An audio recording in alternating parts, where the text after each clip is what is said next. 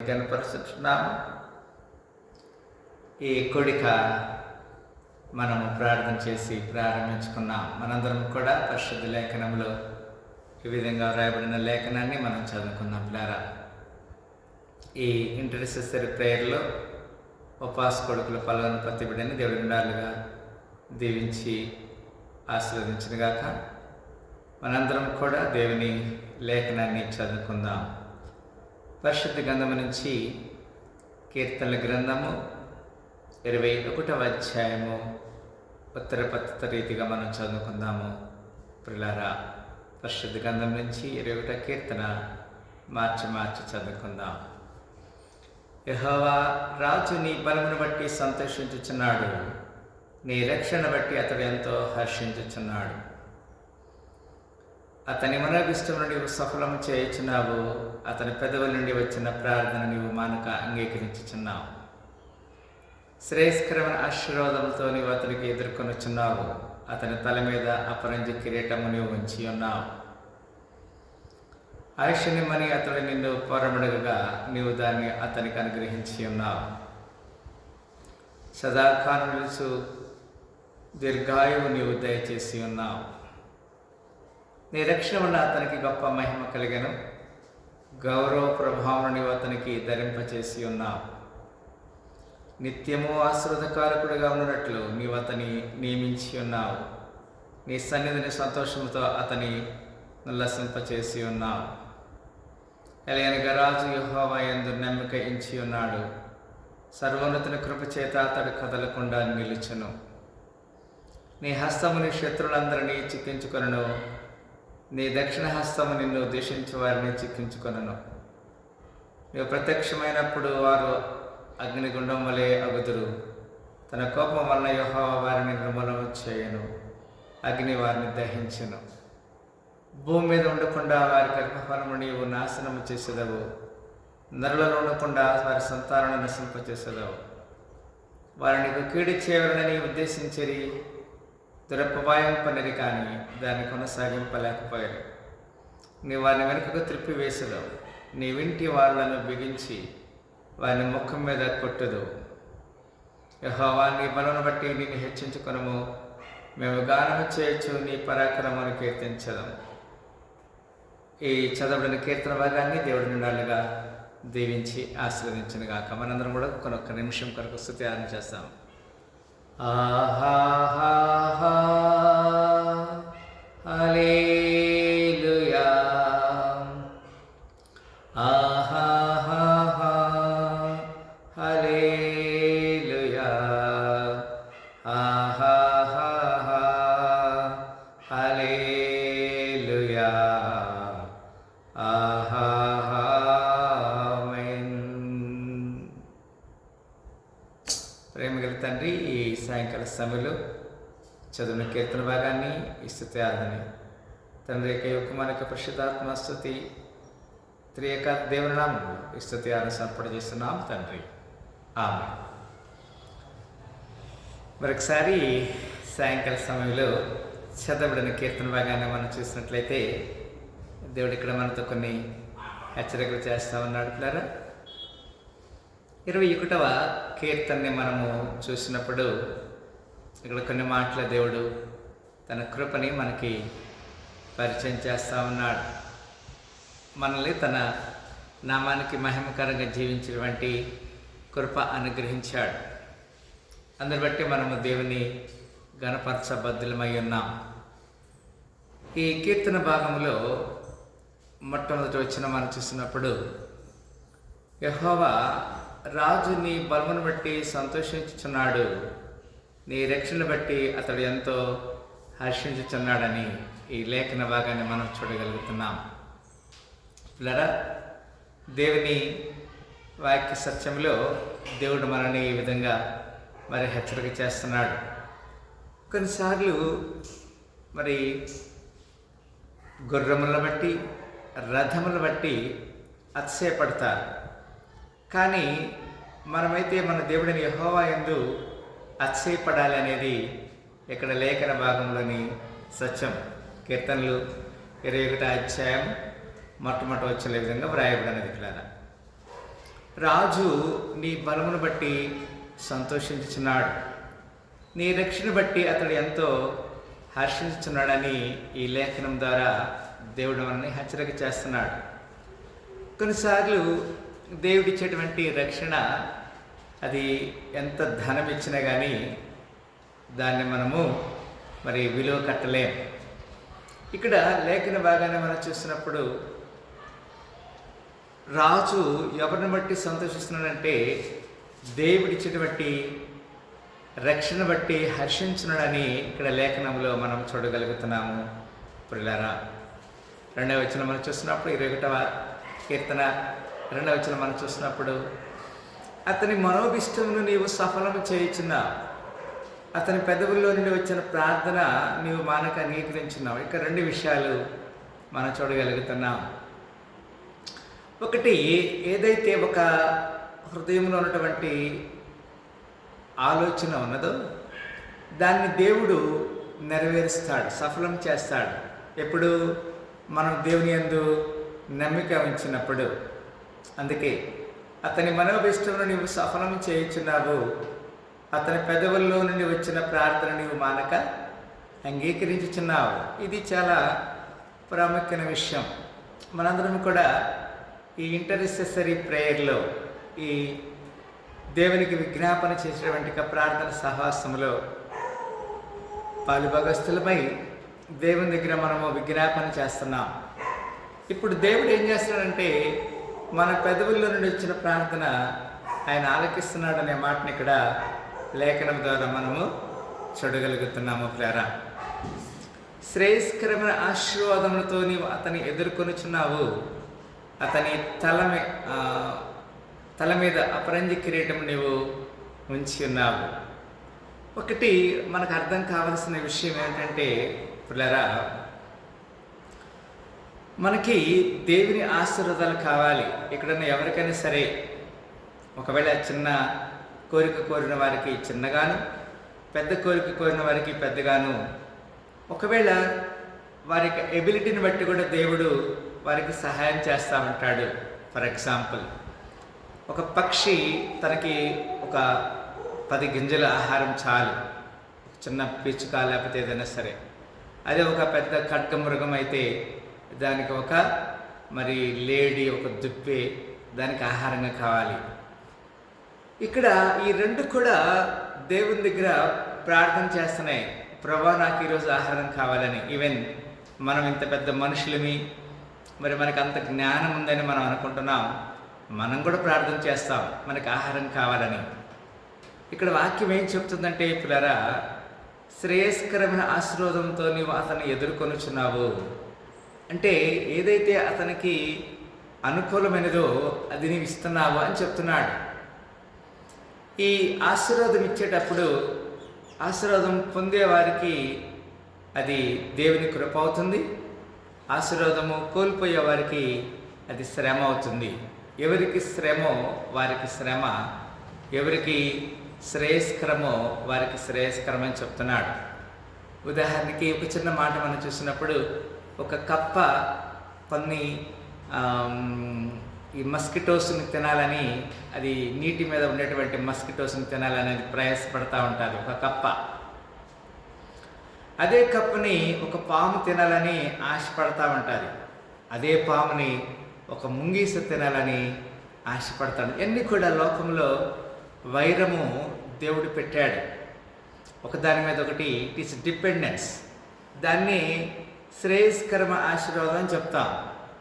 లేకపోతే ఒక వ్యక్తికి, ఉదాహరణకి ఒక కప్పకి ఒక బకెట్ నిండా ఏదైతే దోమలు ఉన్నాయో వాటిని అక్కడే ప్రిజర్వ్ చేసి పెట్టాడు. లేకపోతే ఒక పాముకి ఒక 100 కప్పలు అక్కడ ప్రిజర్వ్ చేసి పెట్టాడు. లేకపోతే కొన్ని పాములు ముంగిస్కి ఆహారంగా ప్రిజర్వ్ చేసి పెట్టాడు. కానీ అకార్డింగ్ టు యువర్ ప్రేయర్, నీ ప్రార్థన బట్టి దేవుడు, అందుకే దావీదు అనేటువంటి వ్యక్తి అంటాడు కదా, ప్రభా నీ కృప నాకు చాలును కదా. అక్కడ ఒక మాట ప్రార్థన చేస్తున్నప్పుడు 23వ కీర్తనలో యెహోవా నా కాపరి, నాకు లేమి కలగదని ఆయన చెప్తాడు. సొలొమోను ప్రార్థన చేస్తూ మరి నేను ఎక్కువగా పొంది ఉంటే యెహోవా ఎవడనంటానేమో, తక్కువైతే దేవుని నామను దూషిస్తానేమో అని అంటాడు. ఇక్కడ శ్రేయస్కరమైనది ఏంటి?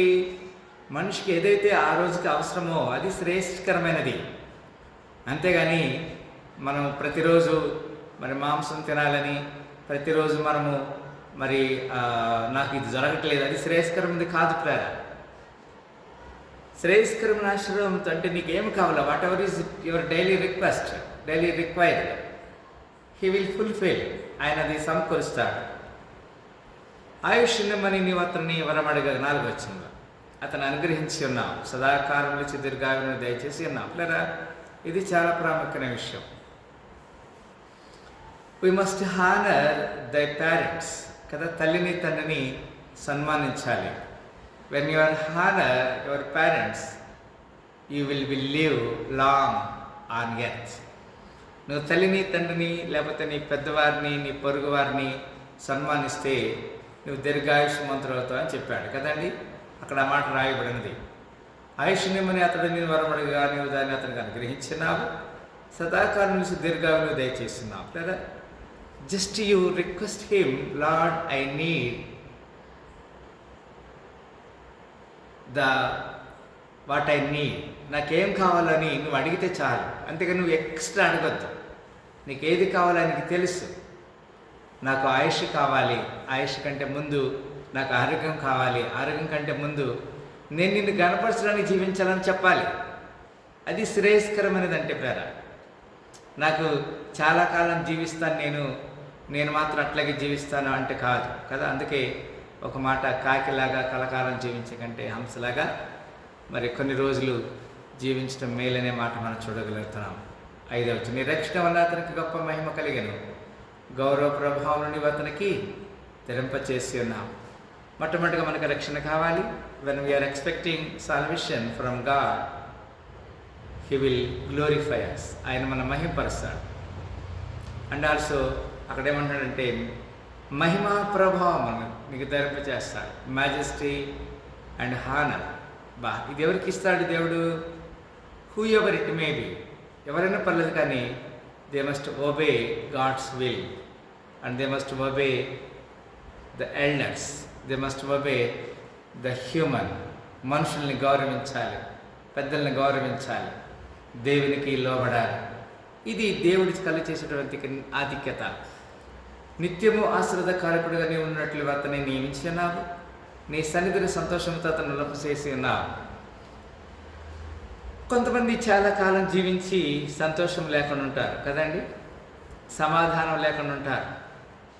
అది కూడా దేవునికి ఇష్టమైనది కాదు కదా. అక్కడ 6వ వచనం చెప్తాడు, నిత్యము ఆశీర్వాదకారకుడిగా ఉన్నట్లు నీవు అతని నియమించి ఉన్నావంటాడు కదా.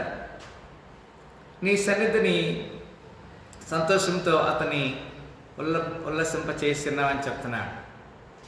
ఇప్పుడు కొంతమంది ఎక్కువ కాలం జీవిస్తారు, కానీ వారి వలన వారికి ఉపయోగం లేదు కదా, ఎదుటి వారికి కూడా ఉపయోగం లేదు. ఎందుకంటే వారికి సంతోషం ఉండదు, వారి ద్వారా ఎదుటి వారికి సంతోషం. అక్కడ అంటాడు, నిత్యము ఆశీర్వాదకారకుడిగా ఉన్నట్లు నీవు అతను నియమించి ఉన్నావు, నీ సదుని సంతోషంతో నీవు అతను ఉల్లసింపచేస్తున్నావు అంటున్నాడు.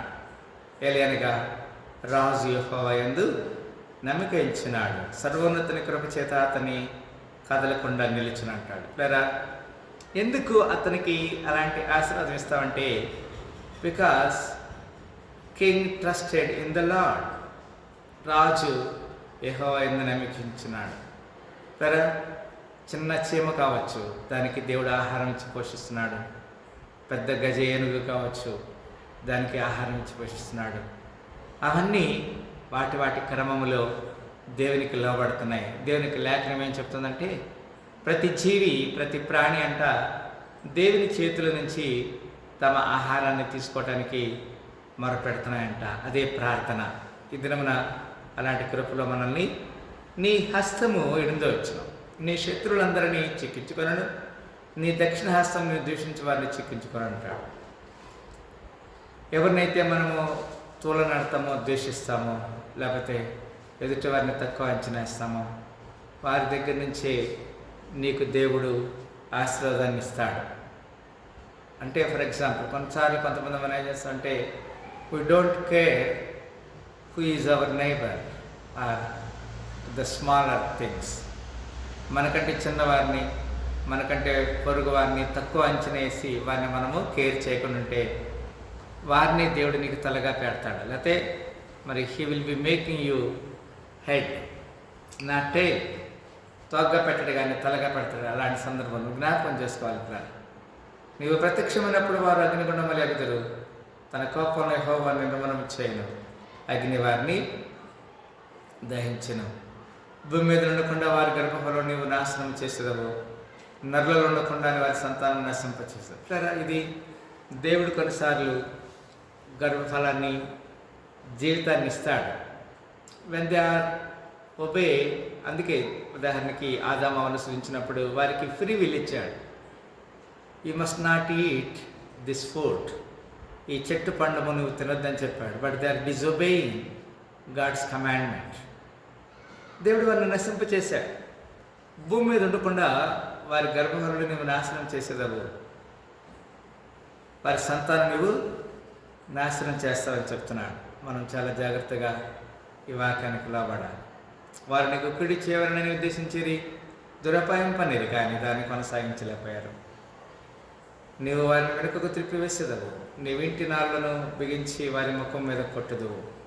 ఎవరైతే వ్యతిరేకంగా ఇతరులని కేర్ చేయకుండా ఉంటామో, when we are not caring others, when we are boasting ourselves, ఇతరుని లెక్క చేయకుండా మనమే గొప్పగా ఎంచుకుంటే ఆ సమయంలో దేవుడు కూడా, అక్కడ దేవుడు మన ప్రతిఫలం మనం చూస్తాం. యెహోవా నీ బలమును బట్టి నిన్ను హెచ్చించుకున్నాము, మేము గానం చేయొచ్చు, నీ పరాక్రమం కీర్తించదము.